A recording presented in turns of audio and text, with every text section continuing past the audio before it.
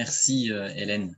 Alors bien sûr, je ne peux ô combien valider ce qui a été dit par mes collègues juste avant concernant l'importance des infirmières et infirmiers de l'éducation nationale dans les établissements scolaires. Donc moi, je suis infirmier dans un collège et un secteur de recrutement. Donc, ce que je vais dire va certainement faire écho aux collègues infirmières, mais on sait aussi que sur ce webinaire, il n'y a pas que des infirmiers qui sont présents.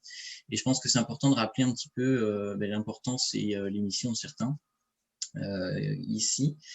Moi, mes missions au quotidien ne se résument pas que à du dépistage, hein, il faut le rappeler. Hein.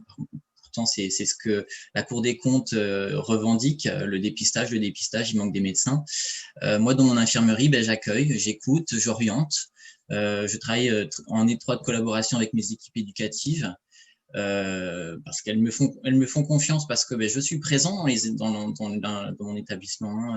La proximité fait aussi la confiance, j'en suis persuadé. La relation de confiance, elle a pu se créer aussi avec les élèves. Et pouvoir travailler aussi en lien avec les intervenants sur un projet commun, c'est-à-dire le bien-être commun des élèves et des étudiants. Alors moi, je me suis posé des questions depuis que cette loi est entre guillemets sortie, même si elle n'est pas validée en soi, mais on a quand même des échos de ce que ça pourrait être. Moi, je me suis posé ces questions, c'est comment participer au bien-être de l'élève sans un échange pluriprofessionnel régulier, comment je peux réaliser de l'éducation à la santé sans mettre en lien le programme d'enseignement de cycle, comment conseiller le chef d'établissement et les directeurs d'école sur des situations complexes sans connaître la situation des élèves, ou alors même comment organiser la protection de l'enfance sans lien avec les services sociaux dont la proximité, pour moi, en tout cas, elle est essentielle. Alors, je ne saurais pas parler du bien-être dans les établissements scolaires sans parler du climat scolaire. C'est très important pour moi et je pense que c'est un peu dans la mouvance actuelle. Aujourd'hui, moi, je souhaiterais illustrer un petit peu mon intervention par une anecdote que j'ai vécue dans ma carrière. Il y a quelques années, une élève de 3e est arrivée dans mon infirmerie, se disant malade, mal au ventre, nausée, on connaît tous un petit peu ça. Et puis après un examen, j'ai remarqué des scarifications sur son bras. On a beaucoup échangé sur ce sujet, mais pour rentrer dans le détail, c'était un petit peu compliqué. Son mal-être, c'était difficile. Alors j'ai proposé une orientation, mais elle ne se sentait pas encore prête pour ça. J'ai mis en place un suivi régulier. Voilà, les scarifications ne semblaient pas une urgence. Pour moi, je pense qu'un suivi était important.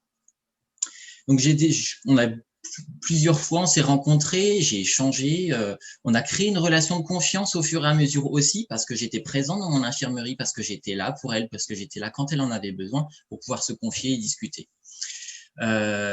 Alors, j'ai découvert plusieurs choses, un mal-être qui était profond par rapport à un décès du grand-père. Et puis, au fur et à mesure des entretiens, j'ai découvert qu'en fait, cette demoiselle avait elle avait été abusée sexuellement il y a quelques années par quelqu'un qui était un peu plus jeune, un peu plus âgé que elle, pardon.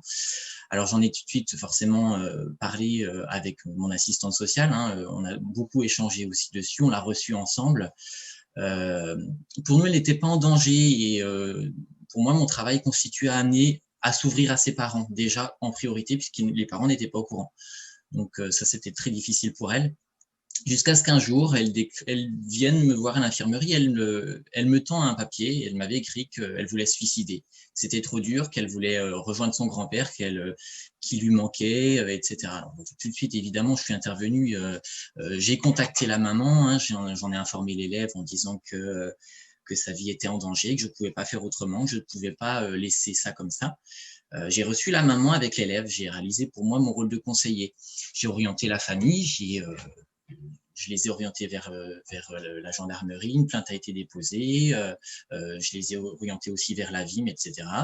J'ai moi-même été auditionné par la gendarmerie puisque c'est moi qui ai récupéré, qui ai entendu en tout cas le mal-être de l'élève et la gendarmerie voulait éclaircir un petit peu la situation. Alors, cette jeune fille, ensuite, a été régulièrement suivie par un psychologue, puisque j'avais orienté aussi vers un psychologue, et elle est partie au lycée.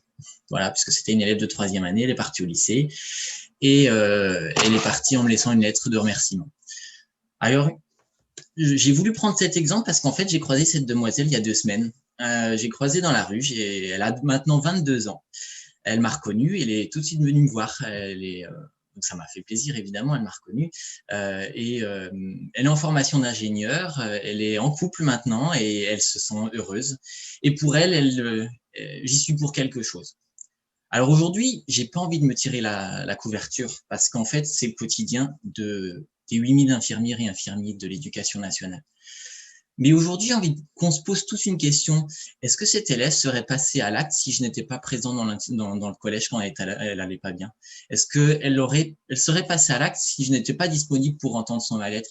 Est-ce que les milliers d'élèves qui sont suivis au quotidien par les infirmières et infirmiers d'éducation nationale, où seraient-ils à l'heure actuelle si il n'y avait pas eu une écoute attentive à ce moment-là?